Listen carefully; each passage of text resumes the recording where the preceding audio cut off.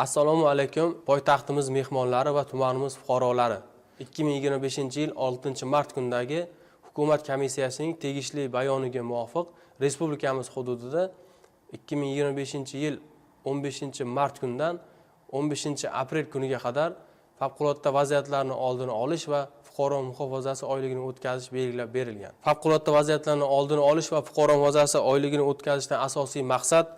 aholi va hududlarni tabiiy hamda texnogen tusdagi favqulodda vaziyatlarni muhofaza qilish, xususan zilzilalar, texnogen tusdagi avariyalar, yong'inlar, o'ta xavfli yuqumli kasalliklar bilan bog'liq epidemiologik, epizodik vaziyatni yaxshilash hamda fuqaro muhofazasi tadbirlarini amalga oshirishga qaratilgan. Joriy yilda favqulodda vaziyatlarni oldini olish va fuqaro muhofazasi oyligini o'tkazish bo'yicha Olmazor tumani favqulodda vaziyatlar bo'limi tomonidan quyidagi topshiriqlar yangicha yondashuv asosida amalga oshirishi zarur bo'lgan chora-tadbirlar hamda vazifalar belgilab olindi. O'tgan 2024-yilda favqulodda vaziyatlarni oldini olish va fuqaro muhofazasi oyligi davomida 280 mingga yaqin fuqaro qamrab olingan bo'lsa, joriy yilda qamrab olingan fuqarolar sonini 350 mingga yetkazish belgilab qo'yilgan. Tasdiqlangan chora-tadbir rejasiga asosan Olmazor tumani shaxsiy tarkibi tomonidan uy-joy fondi, ijtimoiy soha obyektlari, korxona, tashkilot, muassasalar, aholi ko'p to'planadigan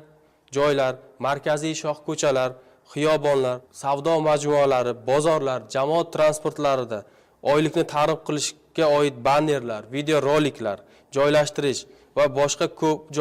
ko'plab jamoatchilik joylarida jalb etilgan aholini oylikka targ'ib qiluvchi materiallarni tarqatish bilan birga yuzaga kelishi mumkin bo'lgan favqulodda vaziyatlar, xususan is gazdan zaharlanish, gaz-havo aralashmasining chaqnashi,